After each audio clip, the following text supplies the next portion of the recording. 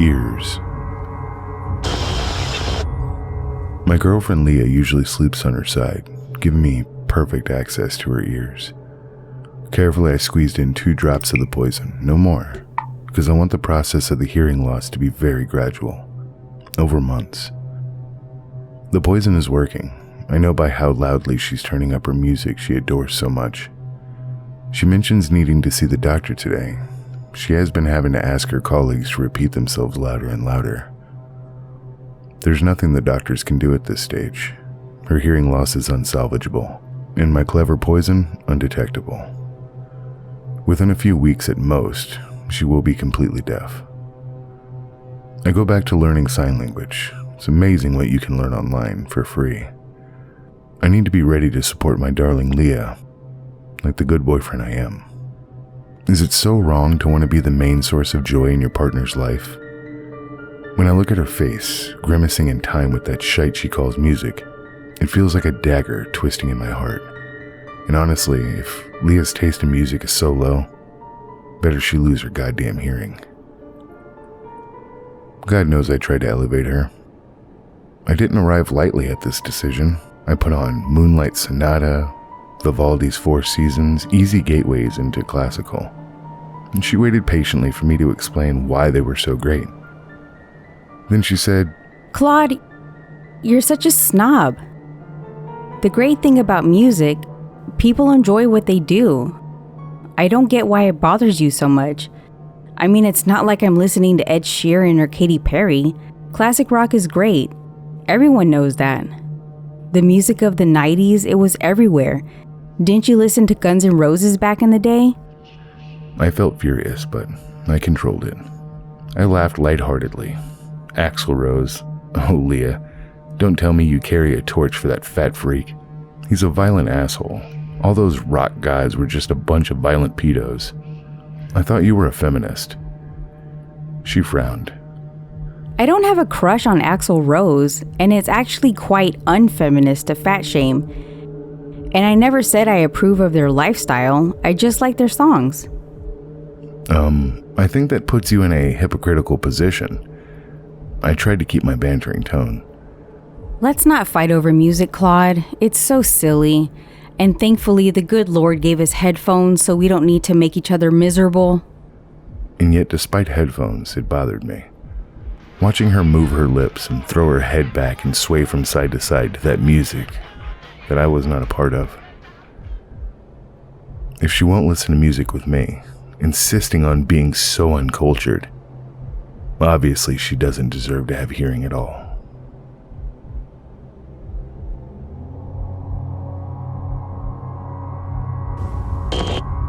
Salami, olives, sausage. There was nothing special about the pizza place where I worked. It offered your run-of-the-mill dough strategically covered in enough grease to trick your mind into thinking it actually tasted good. There was nothing glamorous about the job. I didn't get to make great discoveries or save lives. It was just a job that paid the bills. As far as bills, my rent was due tomorrow, and my gut clenched, reminding me of my account balance. My tips tonight would determine if I'd be paying on time or not. I barely heard the screen chime when an online order came in. 1 small pizza with salami, olives, and sausage. Simple enough, I thought. I created the artery-killing monster and gave it to the delivery driver, Carl. He glanced down at the address and scoffed. 19 South Street. That's like 2 blocks away. Lazy bastard couldn't just walk over for it. Hey, delivery gives better tips. Remember, you owe me half, I said, and wondered if the desperation came through in my voice. Carl turned and waved his hand in the air, like a child waving off a nagging mother trying to remind her son to wash behind his ears. He wasn't gone 10 minutes before he was back, pizza box still in his hand. Lazy bastard didn't even open the door. I tried calling. No answer. Want to split it? I eyed the pizza. As sick as I was of it, I had barely eaten today. Yeah, sure. What was on it? Salami, olives, and sausage. Ugh, never mind. It's all yours. I shrugged and broke the seal on the box. It was a sticker that promised and lied about only using fresh ingredients. I took a small bite into the first piece. It was salty, and the toppings an overwhelming choice. It felt good in my stomach, filling me up more than my lunch of ramen had. As I walked home that night, the pizza wasn't setting quite as well as it had been. Too much junk, I told myself. Not enough food. My stomach turned harder when I saw the flashing lights ahead of me. 5 police cars and an ambulance in front of a small house. My walking slowed as I got closer. A group of people had gathered around the police tape, warded off by the force field of yellow and black lines. I walked to the nearest group of people and motioned towards the house with a nod of my head. An old lady near me sighed. Boyfriend held his girlfriend hostage inside, snapped, and killed her when she tried to escape. God rest her soul, she was just a young thing. I looked back at the crime scene, noticing the house number beneath a smear of blood. My breath caught in my throat as I struggled not to choke.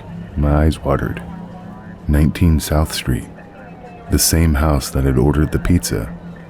Salami, olives, sausage.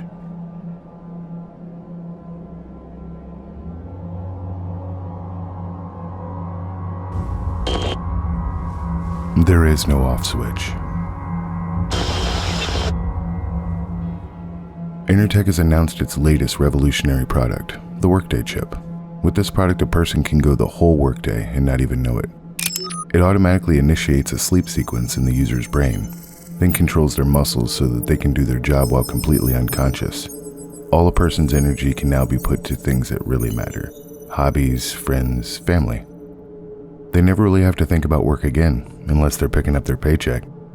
Soon this chip became a regular part of life. Some companies even started giving them out completely free for employees. It was a win-win. The companies got more efficient workers, and the employees no longer had the stress of the job.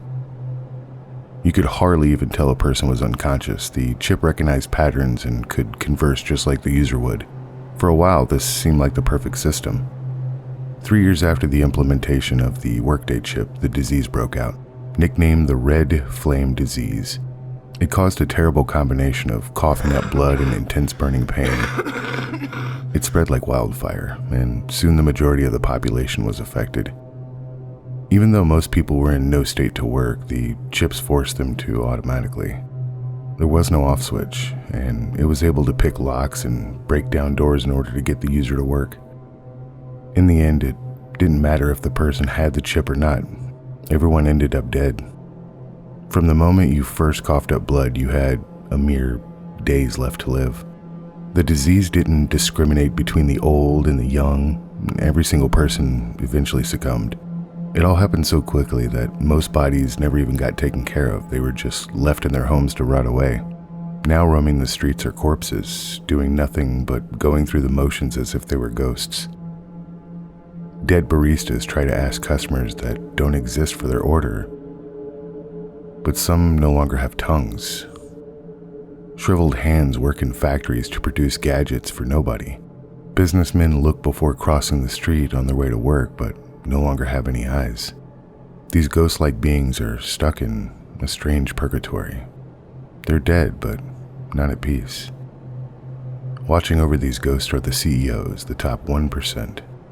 They live in elevated bunkers and clink glasses, laughing about how they will never have to pay another worker again.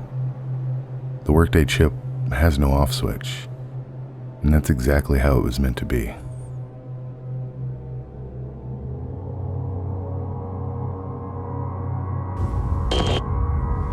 Time travel. The year was 2082 when we first noticed them. Objects that seemed like probes, sent to transmit their locations for decades in space and popping up everywhere from Mercury to Pluto. After a few years, the probes changed. They had messages from the future. Apparently, the secrets of time travel will be unlocked in 50 years. The only problem is compensating for the movements of planets, solar systems, and even the galaxy, as nothing bigger than a single person can be sent. Until technology and math is developed, 50 years back is the limit. The messages urge us to properly log the locations of the probes. But then the probes stopped. 10 years after the last one was found near Titan, the bodies arrived. Tens of billions, nearly double the entire population of the solar system. One person managed to arrive near the surface of a colony on Mars' moon Phobos. Only half their torso was above ground. Before succumbing, the bystanders were able to ask why everyone was traveling in time blindly. "You'll see," they said before dying. "You'll see."